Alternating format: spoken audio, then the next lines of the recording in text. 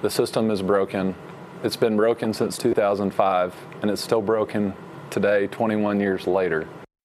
Our CBS Texas I Team has been long investigating complaints from first responders who say that they continue to struggle to get care after being hurt on the job. And now another battle comes. Firefighters fighting cancer, who they say they are not getting help when they need it the most in some cases. We've got I-Team's Ginger Allen with us tonight, joining us with the ongoing investigation. So what's going on here? You know, Doug, a lot of research, and I have read it, shows that firefighters have a significantly higher risk of getting cancer than the rest of us. And that is why Texas has what's called a presumptive law. It presumes certain cancers are job-related and should be covered by workers' compensation. And although this list is limited to 11 cancers, you see them there, the law still says firefighters diagnosed with other cancers just need to prove the disease was caused on the job. But once again, we are hearing from firefighter after firefighter on and off this list who immediately got denied at a time when he or she needed help the most. It's hard to say.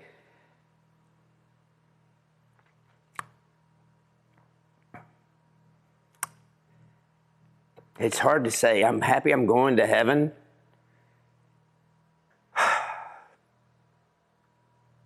I still just want to play catch with my kids.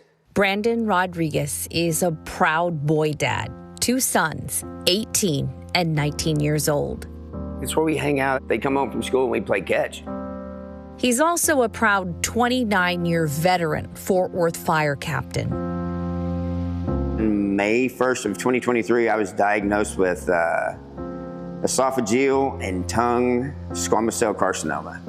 Which is head and neck cancer. Head and neck cancer. It's metastasized to stage 4 in my right lung. He said, if you're here at Christmas of 27, we'll be surprised. Rodriguez believes his cancer dates back to 2005. Chapter 11 live above the Valley Solvents and Chemicals plant at this hour. It was the Valley Solvent fire. It sent towering smoke and toxins into the Tarrant County sky for hours. No one knew what dangers might be hidden in the smoke. The first concern was explosions, but there was more. That facility had quite an inventory of chemicals. Today, Rodriguez says he and the others who were there are facing another danger, which the city tracked.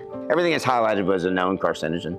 The captain tells the I-Team, despite mounds of research showing this incident and other fires are occupational hazards, workers' compensation cancer claims are commonly delayed and denied.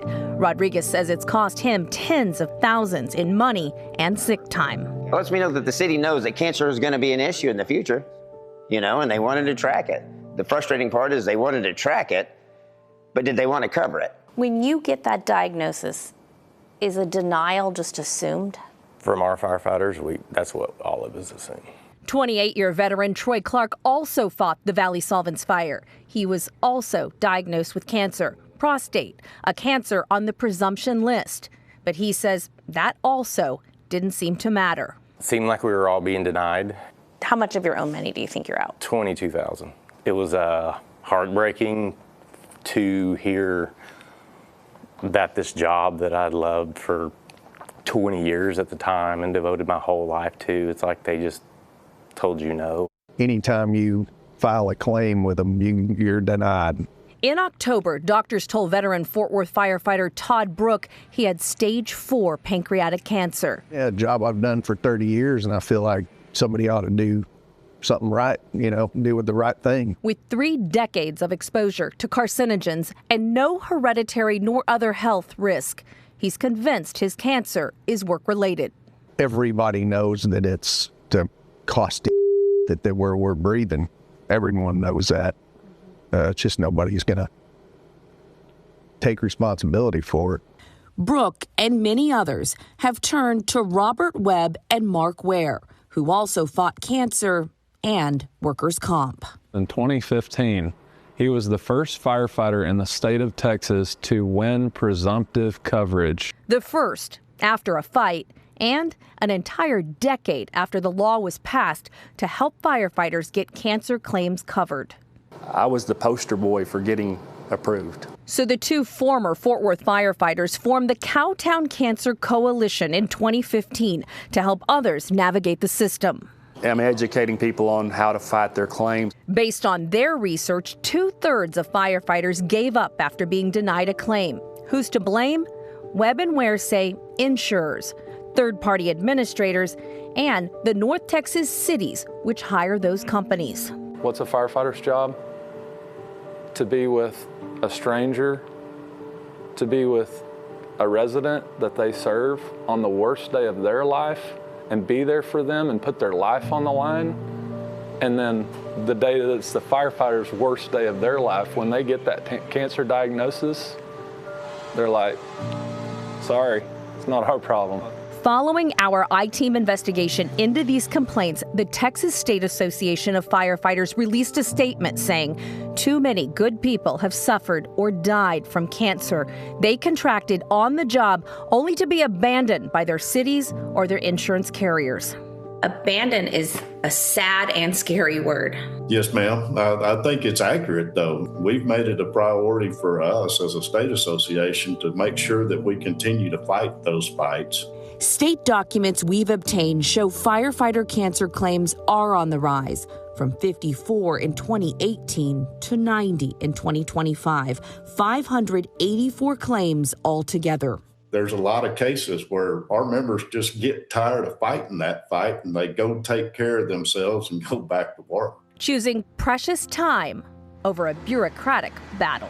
I don't think it's right how they just deny and then make you fight to get it back when they know you're not in any shape to be doing it.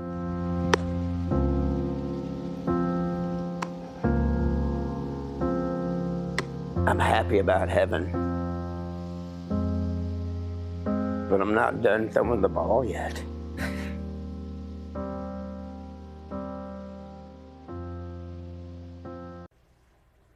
First responders have repeatedly told us these cancer and injury-related denials are a statewide problem. But because the firefighters you just heard from are from Fort Worth, we reached out to the city. A spokesperson said that Fort Worth is committed to open communication and is monitoring claims and working with employees. It is also hiring 2 additional personnel that will be dedicated to claims navigation for our first responders. The city also tells us the state provides that framework for cancer-related denials, not the city, so they're following the state.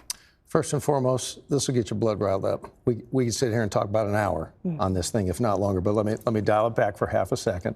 Let's talk about the framework, the simplicity here. Do firefighters automatically get covered now if their cancer is on that list? Okay, so no, and nor do they automatically get denied if it's not. It depends on pre-existing conditions, and they look at that. So your medical history, any other problems you may have, how long have you been a firefighter, and I got to point out, though, despite all of those factors, the biggest thing we heard, Doug, is the inconsistency amongst all of them. One person's covered, one person is not. You're left on an island fighting for your own fight.